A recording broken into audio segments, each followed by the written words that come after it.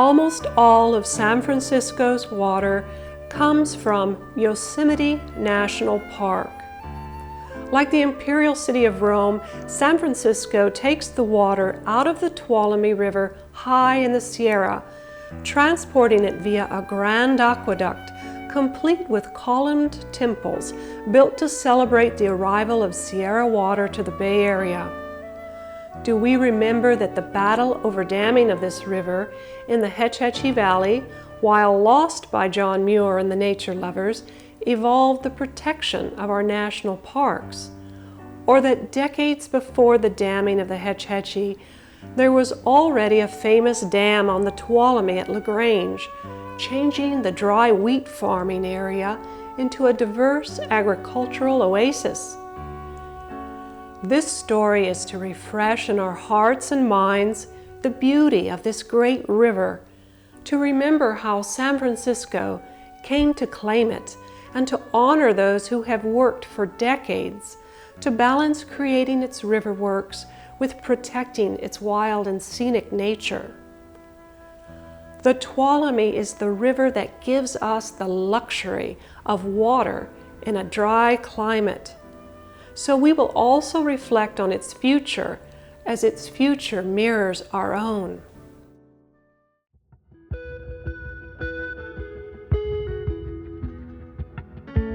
People aren't going to work to protect a resource that they don't know. And most people don't know where their water comes from. It comes from the faucet. Electricity comes from the socket in the wall. So we really try to make the connection between the consumers and the river that sustains them. We have a program in the Bay Area called That's the Tuolumne in My Tap. And it's a 1-hour presentation. We teach them all about the river, the animals, the plants, and human uses, and what we can do to conserve water so that more water can flow down the river for the other species that depend on it. We teach them how to pronounce it. It's kind of hard to sound it out. It's a Native American word. So we say Tuolumne, Tuolayu. And they take that home and they talk to their parents. Do you know where our water comes from? And they tell them the whole story of the Tuolumne.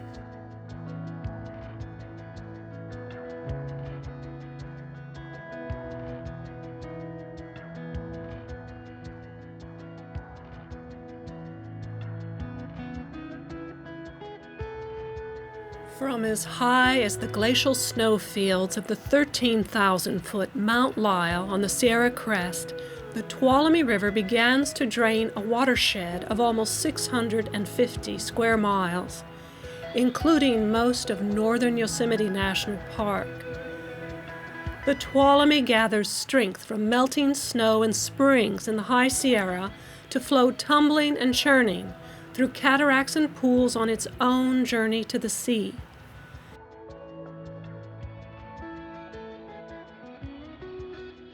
It is a river of legendary whitewater excitement and streaming beauty, a wild and scenic national treasure, and yet it also toils night and day for the man.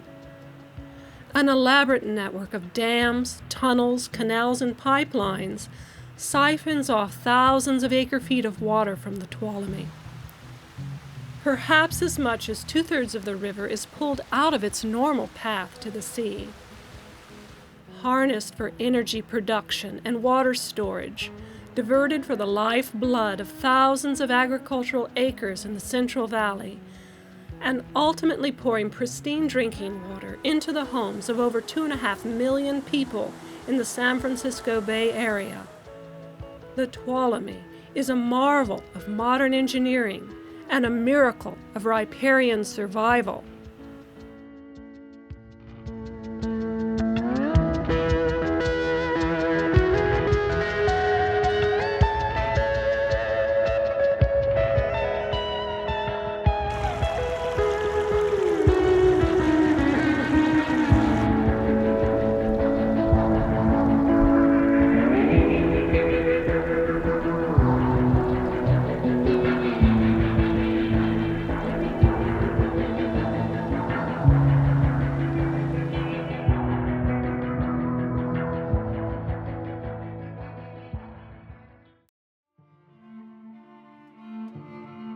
Well, back in the 1800s, San Francisco got most of its water from San Francisco, from creeks and groundwater.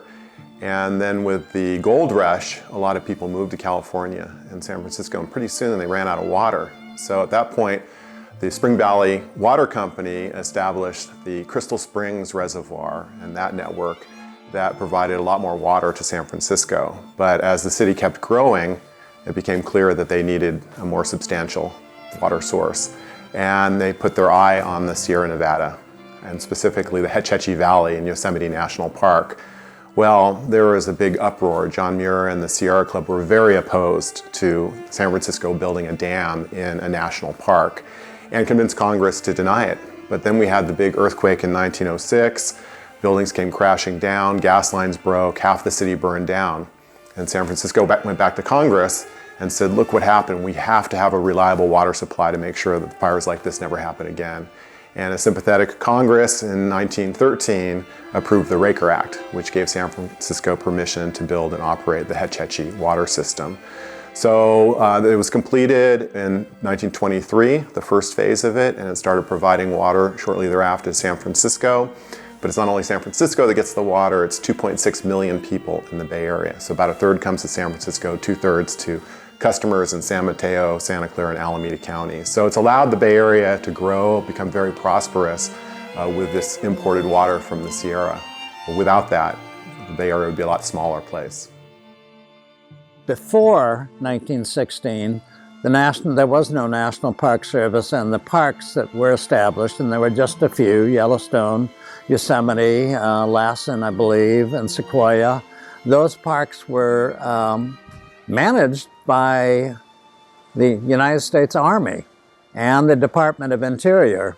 And so in 1916, we passed the National Parks Act, and the same people that were opposed to the dam were those who now fought and wrote the National Parks Act. And that's really remarkable. It was one of the major legacies that the National Park Service grew out of the Hetchy fight. And even the supporters like John Raker, who passed the act, and William Kent, who was in favor of building the dam, those people now got together with William Law Olmsted, who always fought against it, and Stephen Mather, who became the first director. They all said, we need an organization to protect our parks. They often referred to Hetchy. We don't want another Hetchy. So that was true of Yellowstone. And then on the Colorado River, David Brower, the quite famous environmentalist for the Sierra Club during this period in the 1950s, and what we call the Echo Park controversy, he often invoked Hetchy. We do not want another Hetchy. The backbone of the Tuolumne River Works is the river and its watershed. From the Hetchy Valley, the river begins to weave with an epic aqueduct system. After the Raker Act, it took San Francisco a couple of decades to create this Hetchy water and power system, which ultimately had 11 reservoirs, 3 powerhouses, 60 miles of tunnels, and 280 miles of pipeline, spanning most the width of California. The Tuolumne River Works also includes reservoirs and canals owned by the Turlock and Modesto irrigation districts, who had water rights to the Tuolumne before San Francisco.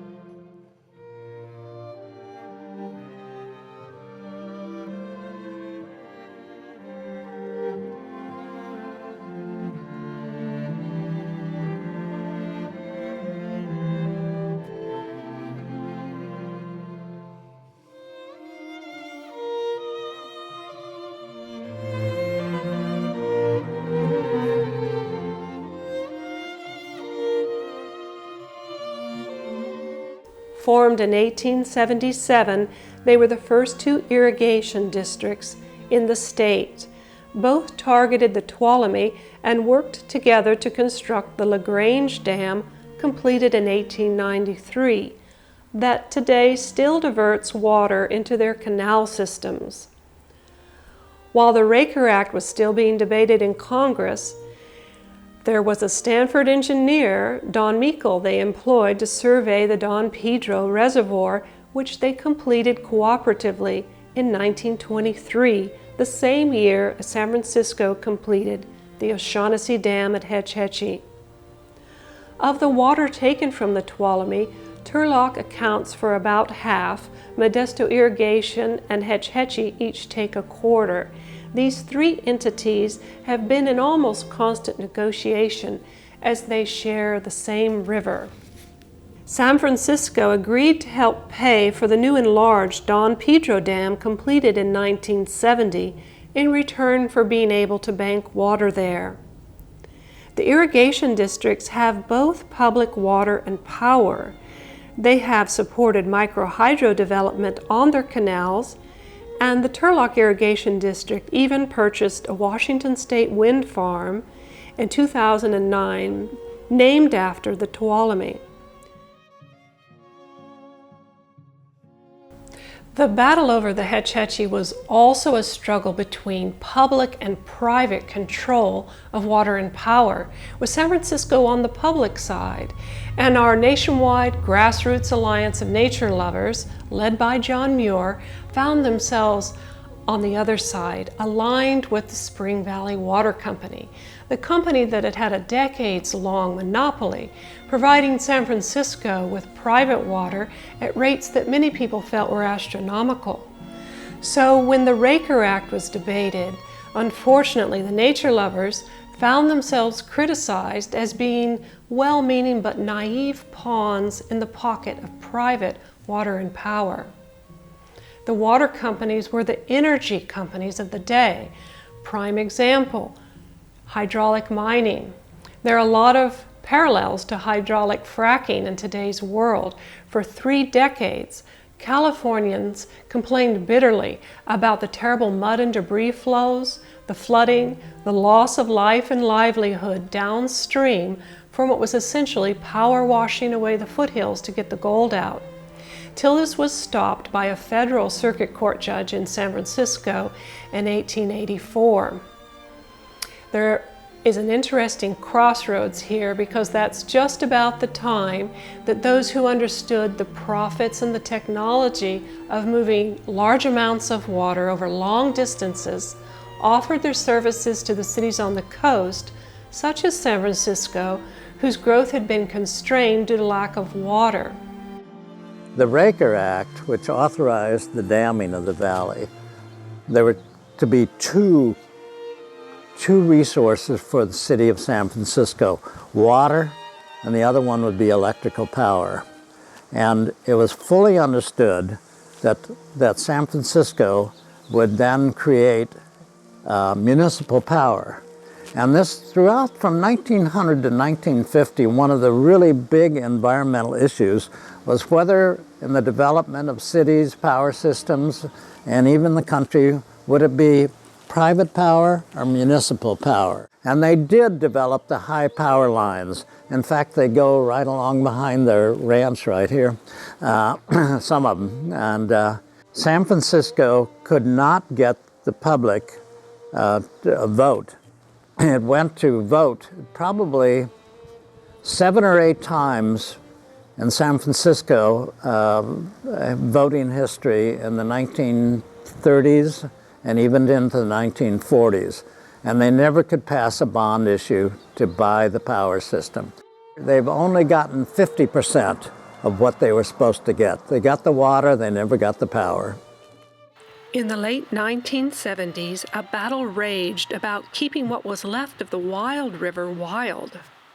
Live from San Francisco, today, actor Richard Chamberlain, plus gardener Albert Wilson. I've been all over the world and I've seen a lot of things, but the Tuolumne is just the most amazing place. It's a very hard-working river. And hardworking, you mean? It provides a great deal of It has like electricity. 5 dams already, so it's doing a lot of work. Yes, it provides a great deal of electricity, it provides a great deal of irrigation, etc. But there are 28 miles left of this amazing wild river with the best trout fishing in the world and the best whitewater in California, and wonderful family camps, and it's remarkably, especially beautiful and We powerful. can see some of the activity and recreation. And so once in a while, if a person's smart, they'll take themselves away from that and go out into nature somewhere, like the Tuolumne River, where, in a sense, it's just you and God. There's a restorative, kind of rejuvenating quality to that. And I think it deepens our expectations of ourselves and of other people. And it certainly deepens our appreciation of the planet we live on. Don Briggs, a river guide, explains his attraction to Tuolumne's white water. Shooting a rapid will slip you into the present like no other experience will. I mean, you're not worrying about your income tax, you're not worrying about your paycheck. People meditate for years to try and get into that state. The river will put you there in a second. So the Tuolumne River Trust was founded in 1981 with the goal of protecting the upper Tuolumne. And our campaign was focused on getting federal wild and scenic status. Wild and scenic means you can't build any new dams in that area and you can't develop along the banks. So we worked closely with allies in the camping, family camp area, with the Whitewater Rafters, Sierra Club, Audubon Society, all these environmental groups, and the Tuolumne River Trust was founded. It was an incredible campaign. Richard Chamberlain, who was the TV heartthrob at the time, was our national spokesperson. He was on all the national news, so it became a national story. And in 1984, Pete Wilson, our senator, joined with Alan Cranston to offer the wild and scenic status. And it was approved. It was signed by the President Reagan at the time. And so now the upper 83 miles of the Tuolumne River is wild and scenic. So that was a huge victory.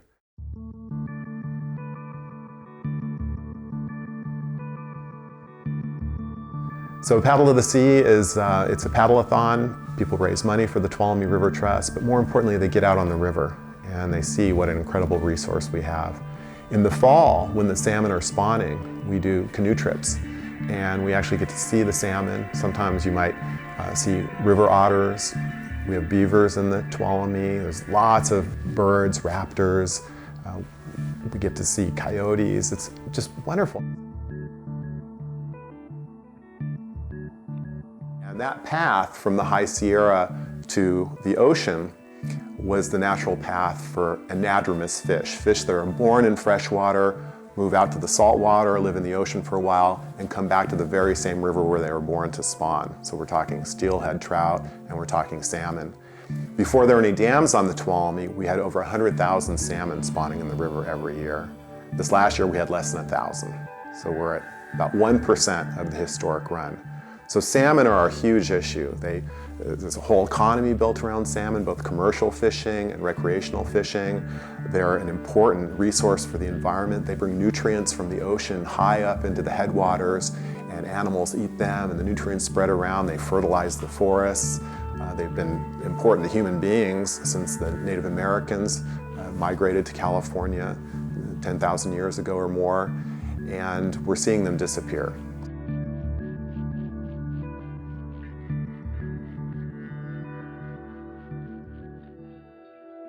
It's difficult for people to really think about what it means to have water shortage on a statewide scale or a nationwide scale. And that's what we're looking at in the decades to come. And we're looking at major droughts across most of California. Well, the challenge for the future is our population continues to grow. There are more jobs in the Bay Area, and we're going to have less available water. There are going to be environmental regulations to protect salmon and steelhead trout and other species that are going to reduce the amount of water available to the Bay Area and require that more water flows down the river for those sensitive species. The big unknown is climate change. At the headwaters of the Tuolumne is a glacier, the Mount Lyell Glacier. And actually, technically, it's not a glacier anymore. It's shrunk so much that it's no longer moving, and part of the definition is it's this ice mass that's moving slowly. The geologists believe that it's probably going to disappear altogether within the next 5 or 10 years. And that glacier is really important because it releases water throughout the summer. So there's always water flowing down the Lyell Fork of the Tuolumne, and that's going to likely dry up in future scenarios. Climate change probably played a big role in the rim fire. 97% of the rim fire was in the Tuolumne River watershed. It burned an area 400 square miles, so that's 8 times the size of San Francisco. And it was very, very dry. We've had 3 years of drought, and climate change is probably going to exacerbate that. So those are issues we're going to have to really focus on. In fact, some species of trees will only reproduce when you have a forest fire. So from that perspective, there are natural processes going on. Char is the residue left over from some of those burning processes, but life millennia ago, prehistorically, used char as a way to retain nutrients in otherwise sandy soils or low productivity soils. And it's those the Iowa prairie fires that led to the high carbon content, which led to the high productivity. We have groundwater legislation for the first time in California. Before it was all unmonitored. And so there's a lot of focus on how do we manage our groundwater basins sustainably. If you overpump the groundwater, you get land subsidence, you can have migration of contaminants or saltwater intrusion. The subsidence can have all sorts of impacts to infrastructure, bridges, roads, canals. So it's a huge issue. And there are going to be jobs in making sure that we're protecting our groundwater resources, our surface water resources, and making sure that it's used efficiently so we can continue to have a vibrant agricultural economy in California and a very healthy urban economy, Silicon Valley, the financial industry, etc. If you can see where the water is and where it's going and how far down it is, and you make it easy for concerned citizens to see where their water is and where it's going, that is the beginning of really understanding our water system. And that's a real opportunity going forward, making the unseen visible. By some measures, if California were a country, it would be the 9th largest economy in the world, and yet we spend about 20% of our energy moving water from one place to the other. Now let's look at the Tuolumne. Not only are we getting some of the best water in the world, pristine Sierra water, but it comes to us over most of the width of California under gravity, which means the engineers took the time and extra cost, and they were criticized for it at the time because this was an extremely expensive project, to take advantage of the gradual slope between the mountains and the sea. So this is really one of the most efficient parts of the California water system. What I like to close on is that 70% of our bodies is water. 85% of our water comes from the Tuolumne River, so more than half of your body is Tuolumne River water. You carry it with you everywhere you go. So we all have to be good stewards of the Tuolumne.